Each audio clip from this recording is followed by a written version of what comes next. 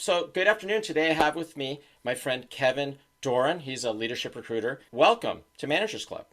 Yeah, thanks. Happy to be here. Kevin, say just a few words about yourself. Where are you now?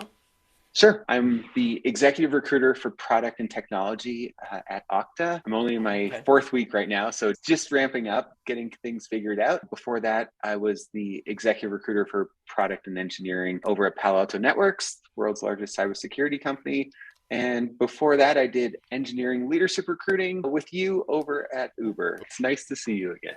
Nice to see you too. Awesome. Let's start. How should someone get on a company's radar to interview, assuming you haven't already reached out to them already? Yeah, I think this is the question. Give you a little bit of my insider's perspective here rather than just the official, line is go and apply for a job. Ultimately, I think the best thing to do is for people to go directly to the source.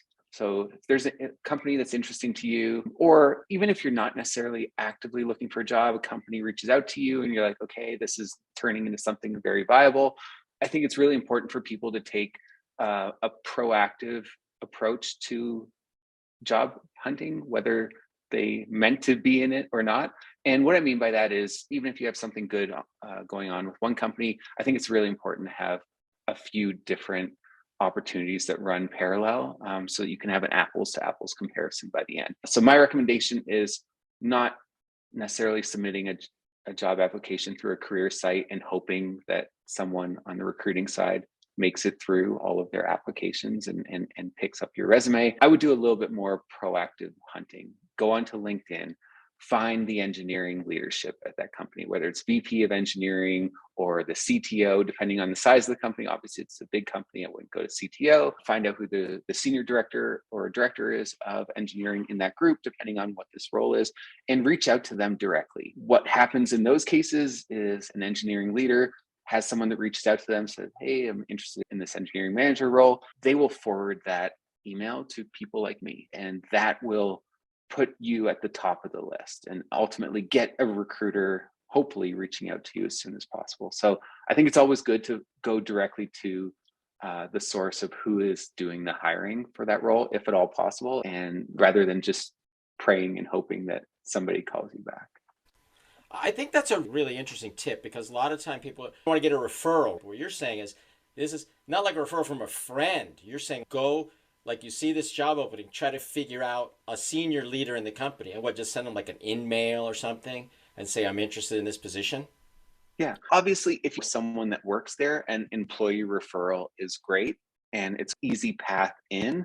But the reality is, a lot of times people don't have a direct connection at that company. So for me, this is what I would do if I found myself looking for a new job and I wanted to talk to this company about what they're looking for. Going directly to the person whose pain you're trying to solve in this role would be the person who's most motivated to get the right people into the interviews. I think that's great. Yeah, if I got that from someone, if I had a job opening, and yes, you're right, I would send it to the recruiter. I'd say this person reached out to me. It Please end up talk on to the them. Yeah, and it would end up on the top of your list. Interesting. What do you look for in a LinkedIn profile or resume? Like, how important are those to you? I mean, it's 2022. LinkedIn is everything, arguably more important than a resume. LinkedIn is your brand. It's how you put yourself out there. It's how people find out about you. It's your discovery tool to companies that are looking to hire. So I think it's super important. I think it's important that LinkedIn is different than your resume. Think of LinkedIn as it's the teaser. It's the tool that makes people want to learn your story and learn more about you. So I think it's important to summarize your resume and not just do a copy and paste and create the same content. I think it's important to have really more of an appealing snap of you as an engineering manager, as an engineering leader, and ultimately drive clicks, drive people to want to engage with you. So I think it's important to cover things from, at least at a very high level, some of the projects that you're most proud of, technical challenges you worked on. There's obvious keywords. So from a recruiter perspective, they're going into their LinkedIn recruiter accounts or sourcers for that matter, and they're doing searches based on a number of keywords. So obviously keywords are important. It gets you in the ranking algorithm. It gets you as a candidate higher up on the search results if you have the right keywords in there. But I think it's more important than just optimizing for SEO. It's also really important to have something interesting about yourself as a leader. I think showing a little bit of the human side beyond just technical keywords. And I think having all of this summarized in a nice, appealing package is important for LinkedIn.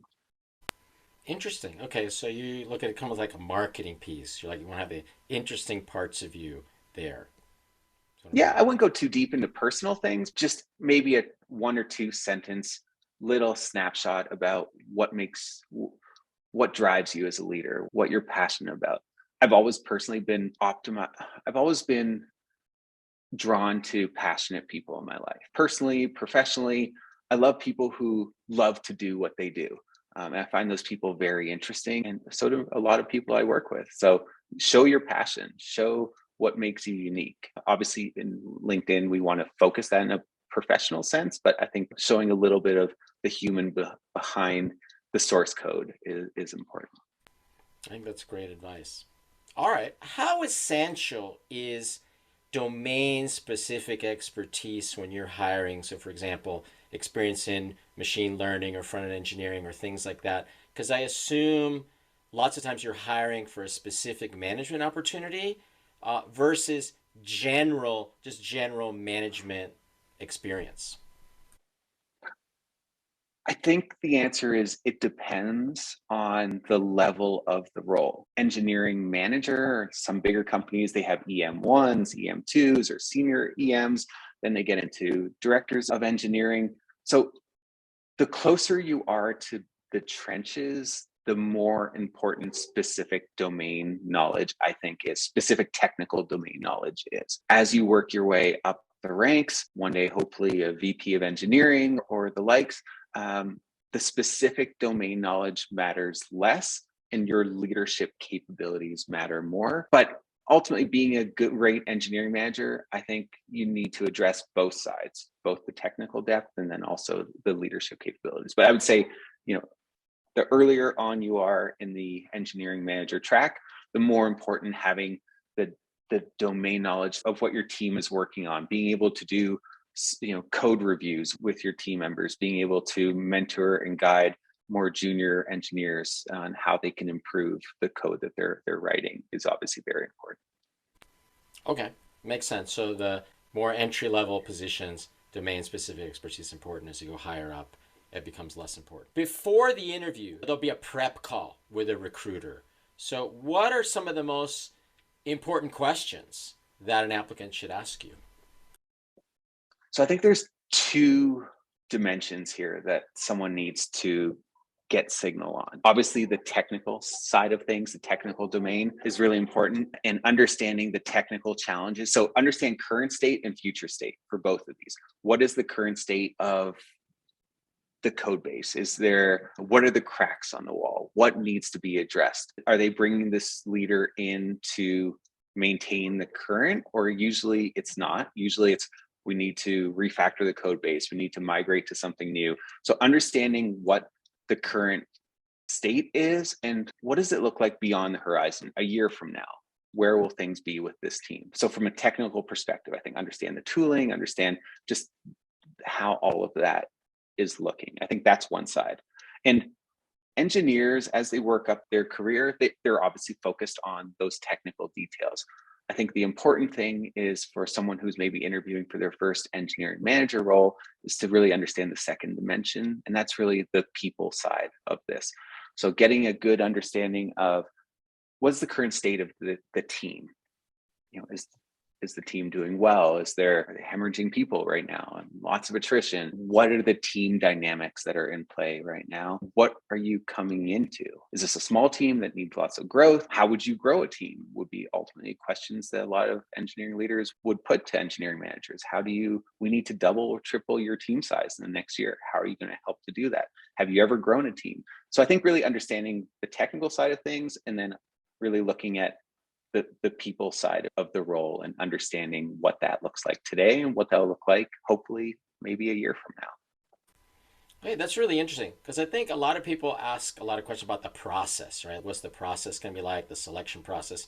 But you seem to be focusing more on what's the current situation on the ground on this team, is what I'm The hearing. way I look at this, Fidel, is yes, they're evaluating you, and it's important to understand what's the process, who am I meeting with, and Mm-hmm. what do they do at the company. But the last thing I want anyone to do is to take a job where they didn't have a good, accurate picture of the current situation. And then they join and they find out in their first 3 months, this is not what I signed up for. And they end up making a decision that's regrettable. And then they're really left in a bad spot. So I see interviews as, yes, of course, it's a proving ground. You need to prove yourself.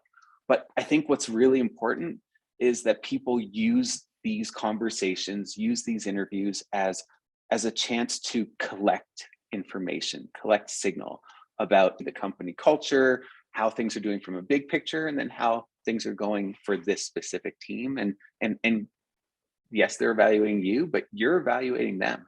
And I think it's really important. Some people might just get so focused on this is an engineering manager role. It's a chance for me to get a step up and move into leadership. And this is what I've always wanted to do, that they might not ask the critical questions and understand what it is that they're going into. And no one wants to be in a position 6 months down the road where they are not happy and this isn't what ultimately they signed up for. So I think it's really important to treat an interview as a chance to really get as true to life of a perspective of what it is that you'll be doing there and who you'll be working with and what are the cracks on the wall.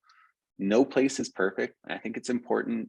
Something I always work with the candidates that I'm working with is helping them to form that realistic picture of what this is going to be like. I don't believe in overselling. I think it's important to give people realistic expectations. Of course, there's exciting opportunities, there's big challenges, there's new muscles to build, and all of that should come out in the interview process.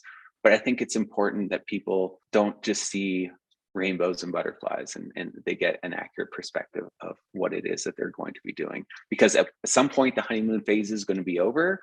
And I think that's really fantastic how you're really focusing on making sure it's a good fit, right? And not like you say just all the happy story and all that. This is good. this is what I do. This is my job. I think the thing that's really led me to stick into being an individual contributor in recruiting and not going into recruiting management has been I really love helping people, guiding them through this process, helping them to understand things. And no one wants to be sold to. I don't want to be sold to. I want someone to understand me and my needs, my family's needs before just trying to sell me. I think it's really important that people have information rather than just being aggressively sold into an opportunity. That's great. Do you have any advice specifically for women and underrepresented minorities that are looking for engineering leadership jobs or even just engineering jobs in general? The world needs more diversity on our teams, in our communities, in our workplaces. I think this shift that we've seen in the last 2 years and really focusing on the lack of diversity in tech is well needed. I'm a big proponent of diverse teams, and I love to see this. Generally, when I see women as an example, moving from being in an IC to leadership, I don't see enough women taking a step up and being confident and saying, this is what I want to do. They usually wait till somebody taps them on the shoulder and says, would you want to consider this? I'd love to see women being as ambitious as their male counterparts when it comes to promos, asking for promotions, asking, not waiting for it to be given to you, but putting your hand up and having the confidence in yourself and what you've done and your capabilities. I think women leaders are some of the strongest engineering leaders I've ever worked with. They focus more on the people than just on the tech in my experience. Yeah, there's a lot there. There's a lot of things that I think we need to do better as an industry to make sure that we have more diverse teams. A lot of it is starting to happen. It's early on, and until we have a 50-50 split and we have truly diverse teams with underrepresented minorities and people who don't all go to the same schools. We need a diversity of thought as much as we need diversity in terms of gender and cultures. So I think have the confidence, put your hand up and work towards these positions of leadership. All right. Here's a delicate question. When someone receives an offer, how should they best go about negotiating it with you? Maybe what are some do's and don'ts of negotiating an offer? Yeah, I see as I work with more senior people, I feel like they get this really well. Leaders who have hired other people ultimately understand how to play this. I think it's always important to let the company play the first card. When it comes to a recruiter asking you for your expectations or what you're looking for, obviously they can't ask you anymore. At least in California, we don't ask how much you make right now. And I don't think anyone should ask that. It's irrelevant to a future opportunity. So let the company play their card first. Let them present initial numbers to you. Don't respond to anything. No knee-jerk reactions. Take things back. Collect your thoughts. Discuss it with anyone you need to discuss it with, and then respond back. The whole idea is not to create this endless back and forth. We're not trying to buy a house. We're not trying to go with all cash offers. You don't want to damage the goodwill that you've worked so hard to build up in the interview process. So I think it's important to not just try to squeeze every last bit of juice that you can from that lemon. I think it's important to respond back to those initial numbers in a very honest, disarming way. I appreciate the offer. I'm grateful to be here, but your numbers are falling a little short in terms of my expectations of where I need to be. And positioning it like that. If there's a specific part of the compensation package that's not working for you, the bonus at this company is 10% less than my last bonus. I'm walking away from X in terms of unvested equity, and this new equity grant is ultimately a step back. I think being honest about where the company's numbers are and where you need to be is an important way to disarm the conversation, to not make this a bit of an ugly bidding war, and really turning this more into a partnership to make this work. Okay. Do you have any other advice? Anything I didn't ask you might want to share with potential? I think just going back to the offer question, I think there's another piece. An offer package is so much more than just your base salary. That's obviously what we focus on. Shows up every 2 weeks, it pays for our lives. That's really important. But I think beyond that, it's really important to understand that total compensation package. Obviously, the bonuses. What is the bonus system? How are bonuses? What's the timing? When do bonuses get paid out? What goes into determining bonuses? Company performance, individual performance, understanding the perf process. Every company has a bit of a unique process when it comes to performance management, how they evaluate performance, how does that factor into the bonuses? I think that's important. Equity, some companies have strange vesting schedules. Understand all these details. Again, we're gathering data. You need to make a decision. Engineers are very analytical. Understand, do they vest in a normal way? Do they have a 1-year cliff? Is there anything strange that you need to know that you don't want to find out 3 months into a job? Beyond that, I think it's also important to understand the company's philosophy towards equity refresh. How do they approach refreshes? Is it really determined based on individuals purely? Is there an expectation for this is an estimated target of where your refreshes need to be? One last point, just going back to the bonuses that I wanted to bring up. I think it's also important to ask historically, how has the company paid out their bonuses? Oh, we actually didn't pay out our bonus last fiscal year. Or actually, we paid out our bonus for the last 6 years. That's two very different things. One, you can almost bank on that. The other, that it's going to be very much touch and go. Obviously, pre-IPO startups don't typically have a bonus. So I think it's just important to understand all of these different areas. Some companies don't 401k match. Again, understanding all of these details so that you can make a decision with all of the cards up on the table in front of you, I think is important. I think that's great. No, thanks for going over those really those details. Super important. All right, Kevin, you've been super generous with your time. I really appreciate you coming My on pleasure. to. Yeah. Where can someone go to contact you if they had questions or if they were interested in an opportunity at your company? Sure. I'm on LinkedIn like everyone else these days. So Kevin Doiron at Okta. I do all of the engineering, executive recruiting and technology. So VP and up. LinkedIn's probably the best way to reach out to me. We're hiring a ton. We're going to our new fiscal year starting on February 1st. And I know there's a lot of things happening. The company's growing tremendously. So would love to hear from people, whether it's for opportunities at Okta or even just to connect the network. Awesome. Thanks again, and appreciate it. My pleasure. All the best. Take care. All right.